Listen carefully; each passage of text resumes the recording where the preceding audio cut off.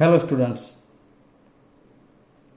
ચલો હવે આપણે આજે દ્વિચલ સુરેખ સમીકરણ પ્રકરણમાં આગળ અભ્યાસ કરીએ. એનો 4.3 સ્વાધ્યાયનો પ્રશ્ન નંબર 2 જોઈએ. બિંદુ 2 અને 14 માંથી પસાર થતી બે રેખાઓના સમીકરણો આપો. આવી બીજી કેટલી રેખાઓ મેળવી શકાય અને શા માટે? આ પ્રશ્ન છે. સૌથી પહેલાં તો આપણે એને સમજી લઈએ કે શું કરવાનું છે. તો x તરીકે 2 અને y તરીકે 14 મૂકીએ તો સમીકરણનું સમાધાન થવું જોઈએ.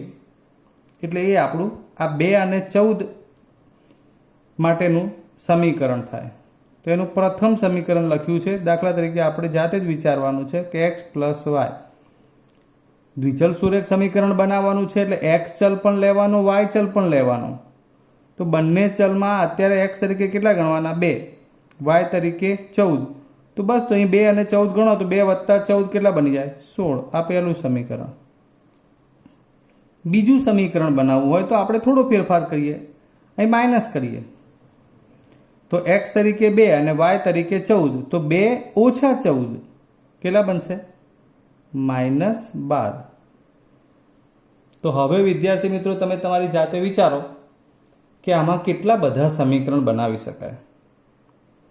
તો પહેલો એક તો માંગેલ જે પ્રશ્ન છે કે બે રેખાઓના સમીકરણો આપો. તો હવે આપણે આ બે સમીકરણો આપી દીધા. એ પછી એવું લખ્યું છે કે આવી બીજી કેટલી રેખાઓ મેળવી શકાય. આ સમીકરણ છે ને મિત્રો, એ આલેખ હવે આપણને ખબર હોવી જોઈએ કે આ સમીકરણનો આલેખ દોરો એટલે એક રેખા જ મળે છે. એટલે બે સમીકરણ એ આના બે આલેખ થઈ ગયા, એટલે કે બે રેખા થઈ ગઈ.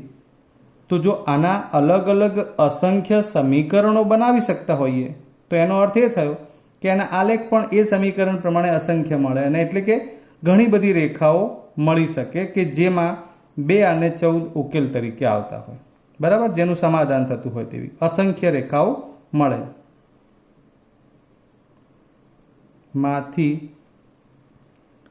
પસાર થતી અસંખ્ય રેખાઓ મળે. બરાબર છે. એટલે આપણે જાણીએ જ છીએ કે આપેલ સમતલમાં આપેલ બિંદુમાંથી અસંખ્ય રેખાઓ પસાર થાય. એટલે એ અનુસાર આપણે એનો આ જવાબ આપી શકીએ. બરાબર, એટલે આ શા માટેનો પણ એ જવાબ થઈ ગયો. હવે બીજો એક પ્રશ્ન. તો હજુ પણ એક વાત સમજી લો કે આલેખમાં કોઈ એક રેખા બને છે, એના ઉપર જેટલા પણ આ બિંદુઓ છે ને એ બધા જ આ રેખા માટેના ઉકેલ કહેવાય. સમજો, આ ટૂંકા પ્રશ્ન માટે જરૂરી છે. આ બિંદુઓથી જ આ આખી રેખા બનેલી હોય છે. સપોઝ કે એ બિંદુ એ x + y = 8 આનું સમાધાન કરતી આ રેખાનું આ સમીકરણ હોય તો આમાં આ જેટલા પણ બિંદુઓ તમે વાંચી શકો આલેખમાંથી એ બધા જ આનું સમાધાન કરતા હોય. એવું આ એક ખાલી તમને સમજાવવા માટે કે આ રેખાના બધા જ બિંદુઓ એ જે તે રેખા માટેનું જે સમીકરણ છે એમાં x અને y ની કિંમત મૂકવાથી એનું સમાધાન કરતા હોય. એટલે રેખા પરનું બિંદુ મતલબ કે એ આ સમીકરણનો ઉકેલ છે. એ રીતે એને લેજો. ક્લિયર? હવે આગળ જોઈએ. પ્રશ્ન નંબર 3. જો બિંદુ 3, 4 એ સમીકરણ 3y = ax + 7 ના આલેખ પરનું બિંદુ હોય તો એની કિંમત શોધો. બરાબર છે.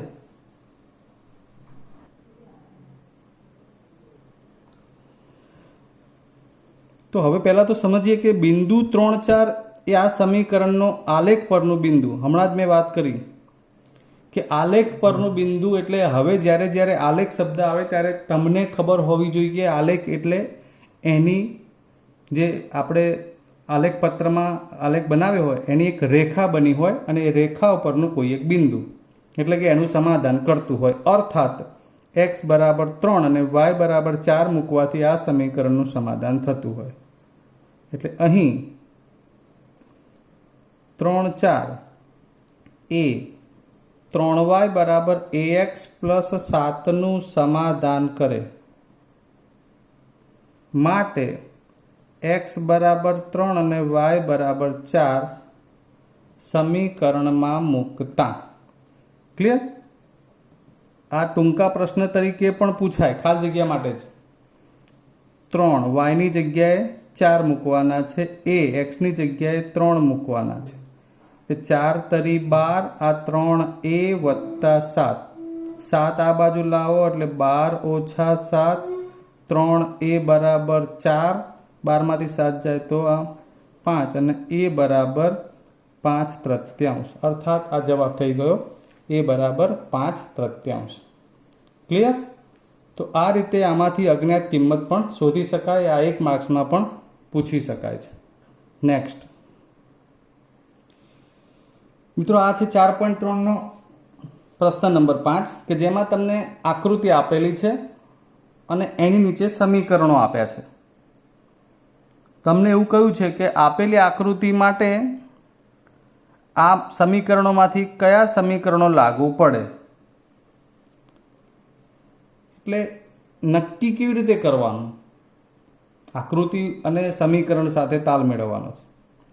તો સૌથી પહેલાં એ સમજો કે આકૃતિ એટલે એનીમાં જે રેખા બતાવી છે એ -1 1 0 0 અને 1 -1 આ 3 બિંદુમાંથી પસાર થાય છે. મતલબ કે આ ત્રણેય બિંદુઓ આ 4 સમીકરણમાંથી જે તે સમીકરણનું સમાધાન કરતા હોવા જોઈએ.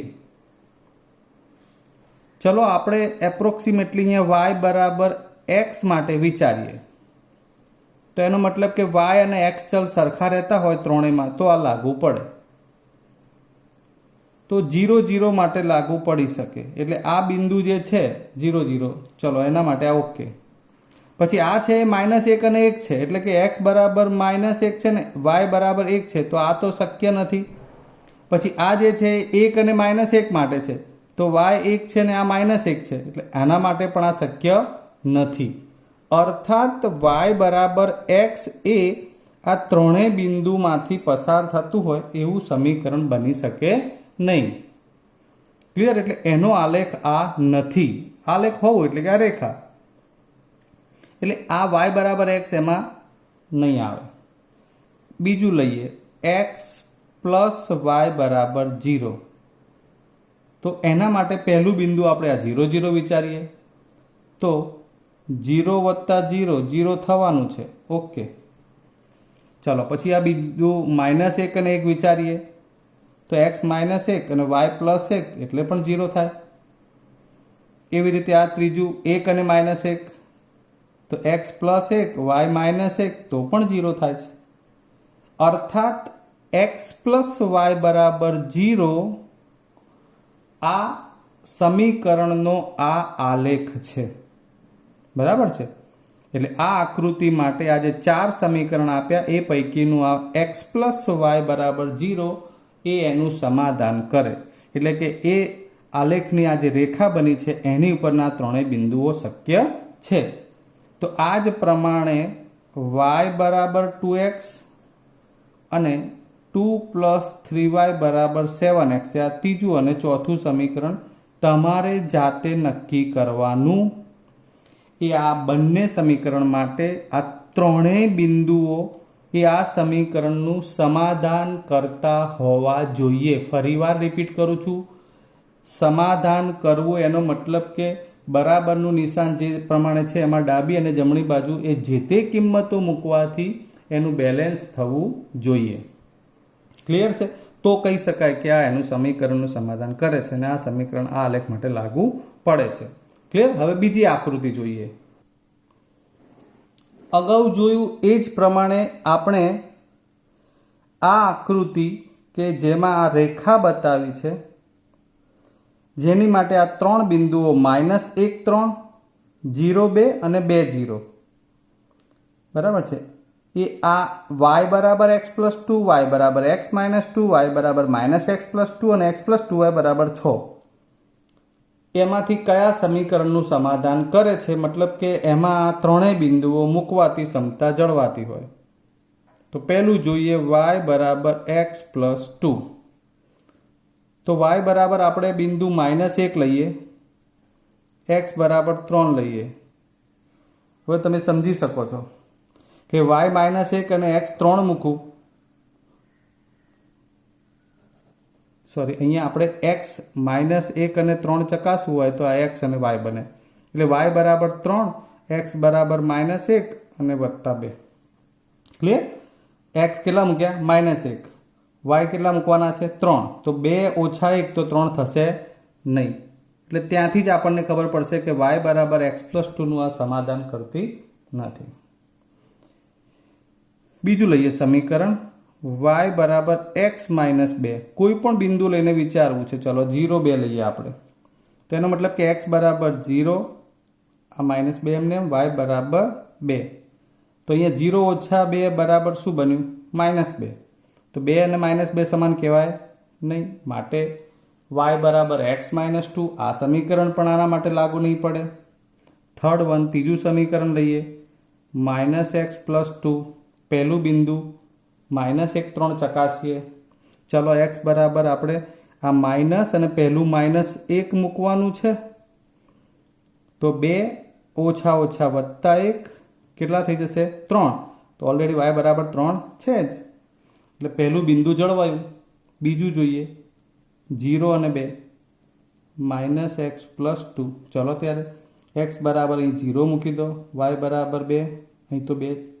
તો 2 બરાબર -0 એટલે +2 એટલે 2 જ રહેશે. એટલે આ બિંદુ પણ એનું સમાધાન કરે છે. ત્રીજું છે 2, 0. આપણું સમીકરણ છે y બરાબર -x+2. મૂકીએ ત્યારે એમાં માઇનસ, પહેલાં તો x બરાબર -2, આ +2 કેટલા થઈ જશે? 0, જ્યારે y બરાબર 0 જ છે. ક્લિયર? આમ આ ત્રણેય બિંદુઓએ સમીકરણ y બરાબર -x+2નું સમાધાન કર્યું કહેવાય. એટલે આપણે કહી શકીએ કે આ સમીકરણ y બરાબર -x+2 એ આ આકૃતિ માટે લાગુ પાડી શકાય. તમે ચોથું જે વધ્યું છે એ જાતે ચેક કરવાનું રહેશે.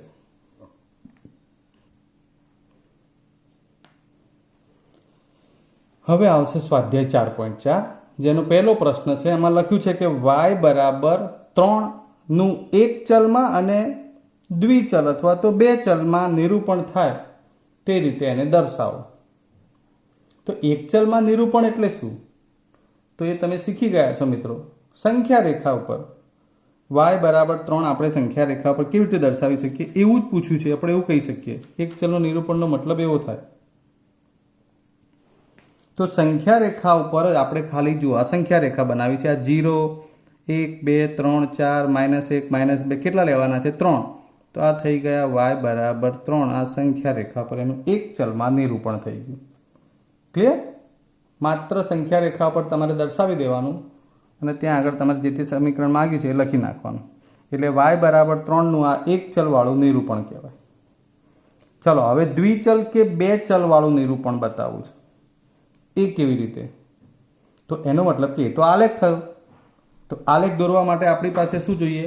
x અને y બંને ચલ જોઈએ. તમને સમીકરણ y બરાબર 3નું જ પૂછ્યું છે એટલે આપણે કોષ્ટક જે બનાવીએ છીએ એમાં y બરાબર 3 આપણે ફિક્સ જ રાખવા પડે. x તમે કોઈ પણ બદલી શકો, જેમ કે -1, 0, 1 અને 2. આવું આપણે આગળ જોઈ લીધેલું છે મિત્રો. એટલે હવે તમને પરફેક્ટ આવડવું જોઈએ. y બરાબર 3નો મતલબ કે y 3 ફિક્સ રાખવાના, કારણ કે x ચલ નથી. એટલે એના પ્રમાણિત સ્વરૂપમાં 0x એવું હોય અને 0 જોડે xનું કોઈ પણ મૂલ્ય ગુણો એટલે જવાબમાં 0 જ રહેતો હોય. એટલે આપણે xનું કોઈ પણ મૂલ્ય લઈએ ત્યારે yનું મૂલ્ય 3 જ ગણી શકાય. ક્લિયર? એટલે -1, 3, 0, 3, 1, 3, 2, 3 આ એના એટલે કે y બરાબર 3ના બિંદુઓ બનશે. અત્યારે જોઈએ, હવે એને દર્શાવીએ. તો -1, 3 આ રહ્યું -1 અને આ 3, આ એક બિંદુ આવ્યું -1, 3. પછી 0, 3 x અક્ષ ઉપર 0, y અક્ષ ઉપર આ 3. પછી 1, 3 આ 1, આ 3.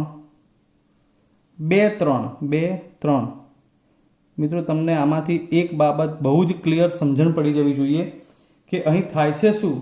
તો દરેક વખતે y યામ જે 3 છે ને ફિક્સ જ રહે છે. એટલે તમે આ આલેખનો વિચાર કરો ને તો જુઓ કઈ રીતે બન્યો આલેખ. તો સૌથી પહેલું તો એ આલેખ કેવો બન્યો? તો આ y બરાબર 3નો દ્વિચલમાં નિરૂપણ કર્યું આપણે, 2 ચલવાળામાં. આલેખનો પ્રકાર આમાંથી તમારે ઘણા બધા પ્રશ્નો કરી શકાય. તો આ વાય બરાબર 3નો આલેખ, અહીં એક્સ ચલ નથી, સમજો ખાસ. કોઈ એક જ ચલનો આલેખ થયો છે એટલે એ એના વિરોધી ચલને સમાંતર જ મળે. જેમ કે આ છે વાય બરાબર 3નો આલેખ, આ તો એ આ એક્સ રેખા જે છે, આ એક્સ અક્ષવાળી જે રેખા છે એને સમાંતર મળે. માત્ર ટૂંકા પ્રશ્નમાં ધોરણ 10માં પણ પૂછી શકાય કે વાય બરાબર 3નો આલેખ ખાલી જગ્યા છે, એક્સ અક્ષને સમાંતર, એક્સ અક્ષને લંબ, બે અક્ષને છેદે, ઉગમ બિંદુમાંથી પસાર થાય, આવા બધા વિકલ્પો એની સાથે સંકળાયેલા હશે. તો આ આલેખ ઉપરથી તમારે ધ્યાન રાખી લેવાનું છે કે માત્ર એક જ ચલનો અચળ માટે આલેખ હોય કે વાય બરાબર 3, એનો મતલબ કે એક્સ અક્ષને સમાંતર. હવે આને બીજા શબ્દોમાં કેવું હોય તો જુઓ, એ વાય બરાબર 3નો આલેખ આ લંબ છે, ખ્યાલ આવે? આ જે છે ને આ બંને પરસ્પર કાટખૂણો બનાવે, એટલે કોને લંબ છે? તો કે આ આલેખ છે આપણો વાય અક્ષ, વાય અક્ષને કાટખૂણે છેદે એવું કહેવાય. એટલે વાય બરાબર અચળ, શૂન્યતર અચળ, વાય બરાબર 3 છે, શૂન્ય નથી, એટલે વાય બરાબર શૂન્યતર અચળનો આલેખ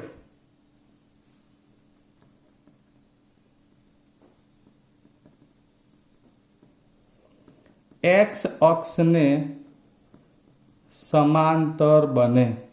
હવે આ આકૃતિ ક્લિયર હશે એટલે એની આગળ પાછળના બીજા પ્રશ્નોના જવાબ તમે આપી શકશો. જેમ કે મેં તમને હમણાં કહ્યું કે જો એક્સ અક્ષને સમાંતર બન્યો આ આલેખ તો એ વાય અક્ષને લંબ હોય, વાય અક્ષને છેદે.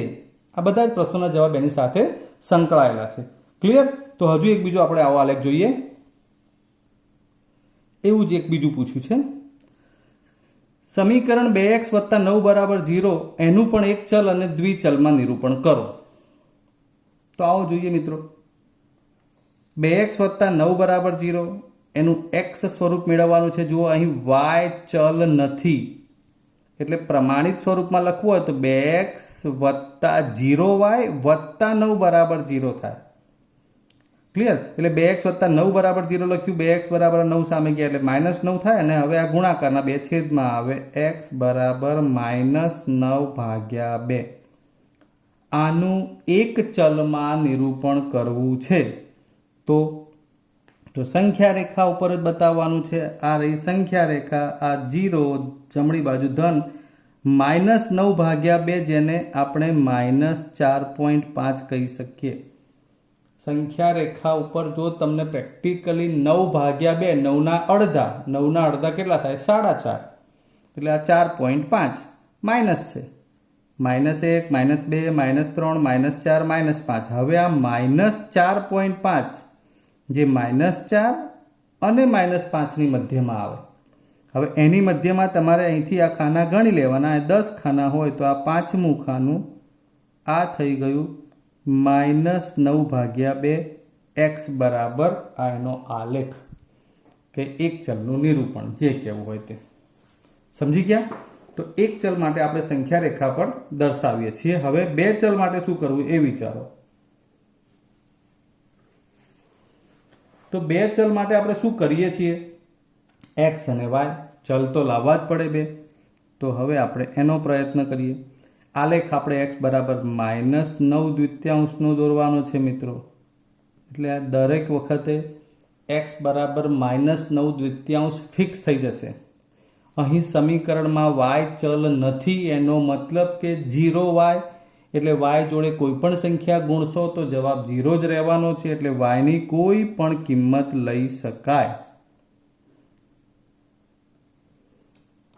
ઓકે, ચલો હવે આ x અને y બિંદુ બનાવ્યા પછી હવે આમાંથી આપણે એનું નિરૂપણ માટે હવે આલેખન કરીએ.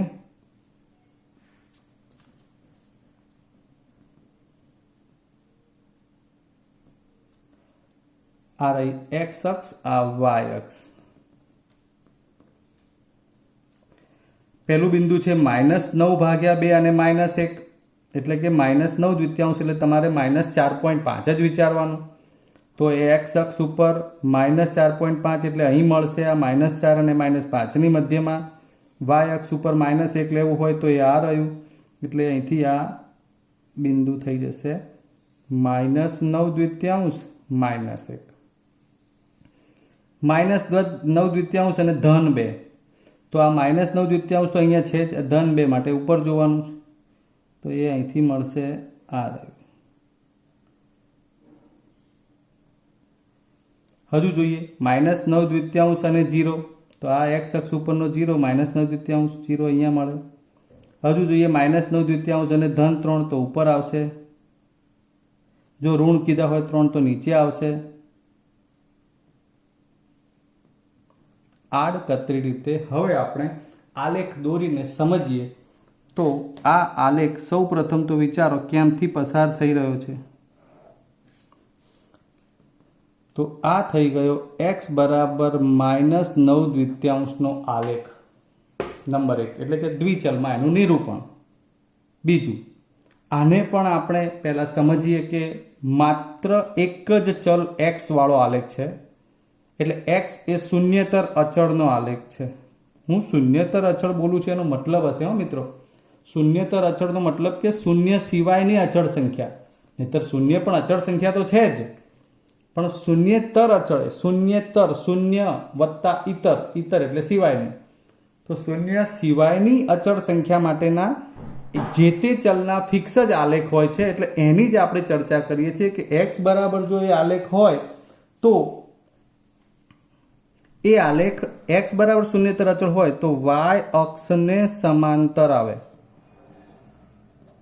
જેમ આપણે અગાઉ જોયું કે y બરાબર શૂન્યતર અચળનો આલેખ હતો તો x અક્ષને સમાંતર આવ્યો હતો, એમ અહીંયા x બરાબર શૂન્યતર અચળનો આલેખ છે તો જુઓ તમે અહીંયા y અક્ષ આ છે, આ y અક્ષને સમાંતર મળે. ક્લિયર? એટલે હવે તમને આલેખના અથવા તો રકમના અથવા તો સમીકરણના સ્વરૂપ ઉપરથી જ ખબર પડી જવી જોઈએ કે આ આલેખ કઈ ટાઈપનો હશે.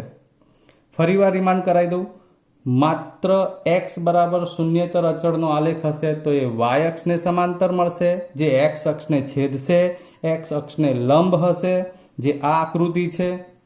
અને y બરાબર શૂન્યતર અચળનો આલેખ હશે તો એ x અક્ષને સમાંતર હશે, x અક્ષને y અક્ષને છેદશે અને y અક્ષને લંબ હશે.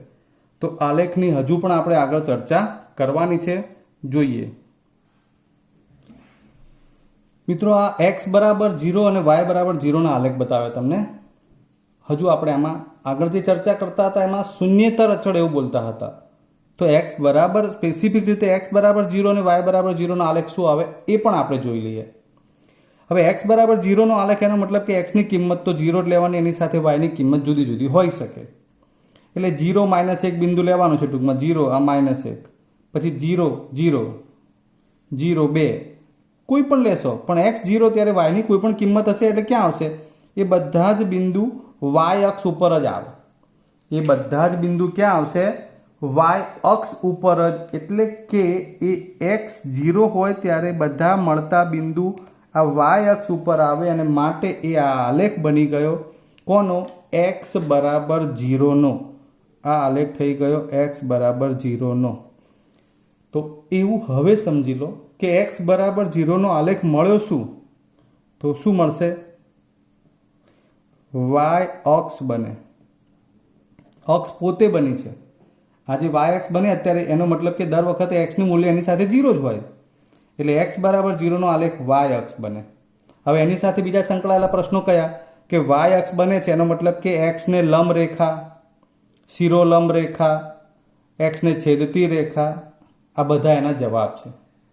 એવું હજુ પણ જોઈ લઈએ. y બરાબર 0 નો આલેખ, તો જ્યારે y બરાબર 0 નો આલેખ એવું કહેવામાં આવે એટલે આ 0 0 થઈ ગયા y, x -2, તો y 0 તો અહીં મળવાનું છે, x -2 એટલે આ રહ્યા y 0 અને x 2, એટલે કે x બરાબર -2 ત્યારે y 0, x બરાબર -3.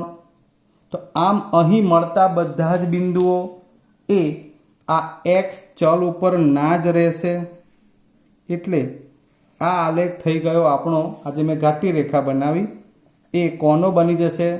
તો કે y બરાબર 0 નો આલેખ થઈ ગયો. તો y બરાબર 0 નો આ આલેખ બન્યો. જે રેખા કઈ છે? x અક્ષની સમક્ષ સીધી રેખા. તો લખીએ કે y બરાબર 0 નો આલેખ x અક્ષ બને, x અક્ષ બને.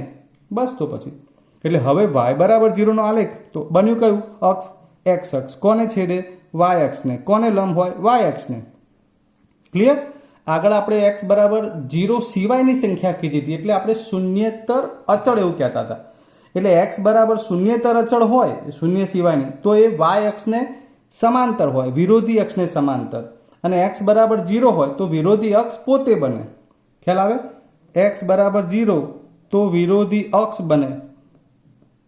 વિરોધીનો મતલબ આપણે અહીંયા x અને y એવું કહીએ છીએ. x બરાબર શૂન્યેતર અચળ તો વિરોધી અક્ષને સમાંતર રેખા બને. વિરોધી અક્ષને સમાંતર રેખા. ફરીવાર જોઈ લો, x બરાબર 0 નો આલેખ હોય તો એ વિરોધી અક્ષ પોતે, એટલે કે x બરાબર 0 છે તો જેમાં y અક્ષ બની. x બરાબર શૂન્યેતર અચળ હોય, શૂન્ય સિવાયની, તો એ વિરોધી અક્ષને સમાંતર રેખા બને છે. એટલે આગળ જે જોયું તે પ્રમાણે, અને પછી એ પ્રમાણે એના જવાબો આપણે આપી શકીએ. મિત્રો, તમને આપણે અહીં એક્સ્ટ્રા એક્ઝામ્પલ, એક્સ્ટ્રા આલેખ, આ બધી જ બાબતો આવરી લઈ અને સમજાવવાનો પ્રયત્ન કરીએ છીએ. 100% તમારા શિક્ષણ સાથે આપણે સારા કામની અપેક્ષા રાખી જ હોય કે તમે પણ એ જ પ્રમાણે કામ કરતા હશો. અને તમારા સૂચનો પણ આવકાર્ય છે. તમે ડિસ્ક્રિપ્શનમાં મારા મૂકેલા દાખલા કે અન્ય આલેખની જે બાબતો હોય એ તમારે પ્રેક્ટિસમાં કરવાની હોય છે. અને આટલા સારા કામ બદલ તમે પણ તમારા કોઈ સૂચનો હોય તો પણ તમે જણાવી શકો. અને આશા રાખીએ કે વિડીયોને ચોક્કસથી લાઈક કરતા હશો, ચેનલને સબસ્ક્રાઈબ પણ કરતા હશો, બેલ બટન દબાવશો એટલે તમને આવતા નોટિફિકેશનો પણ મળતા રહેતા હશે. ફરીવાર મળીશું. આમ તો અહીં આ ચેપ્ટર આપણું પૂર્ણ થઈ ગયું છે. ક્લિયર? એટલે હવે નવા ચેપ્ટર સાથે ફરી મળીશું. ત્યાં સુધી રજા લઈએ. જય હિન્દ.